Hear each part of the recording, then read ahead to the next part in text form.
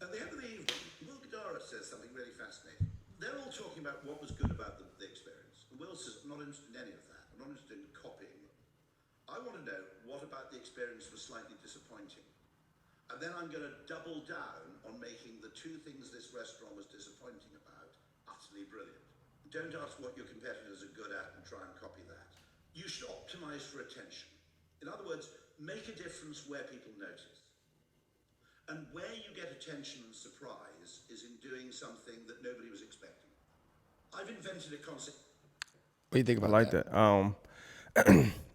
I like that. I think that send that to me. I think I moved that way though. Like I think how I might verbalize it, how I might say it, my story, or how I might talk about it on my podcast, may be a little bit different because I'm more blunt, I guess, speaking. Cause I want to make sure people know I'm talking about podcasting specifically. Mm-hmm. But yes, a lot of us out here that's doing it now. It's kind of, I mean, I don't want to say oversaturated as if I'm complaining, but it's a podcast born every day, everywhere now. Yeah, it's true. So we are the new rappers at this point.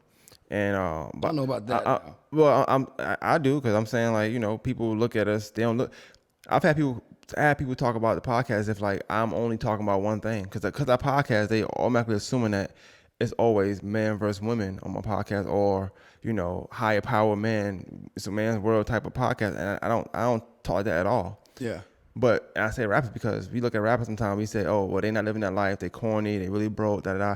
We put them in a box. I think podcasts are now being put in a box, in a sense, and somewhat to a T where people look at podcasts like they're arrogant, they assholes, they think they better than everybody, they only are preaching, not living what they preaching and stuff like that in that nature. So that's what I mean when I say that. But I think for me, I look at it like that. I look at other people that do podcasts, other entities locally, or even people that's got a big following, and I really try to do the opposite of what everybody doing. So sometimes guests don't like that, because a guest might ask to be on my podcast, right? Mm-hmm. And if I see, it's not depending on anybody else, I just use your name. But if I see you then did this guest on Tuesday, CY did the guest on Wednesday, Slim did the guest on Thursday, I don't want to do the guest at that point. At that point, I don't want to even have them on, because while we also crowded with this one guest, yeah, I'm the type of person I want to do opposite. I'm gonna do it later on. Yeah. When nobody, I'd rather do it when you're not on fire. Let me do it when you're not promoting nothing. Yeah. Now at this point, because I don't want to do what everybody's doing, because now you got people got to make a decision. I want to see person X. I want to see their podcast episode. Mm-hmm. I got Tommy, CY, this person, Slim, this person, Maine, this person. I got 8 podcasts to choose from to watch this one person.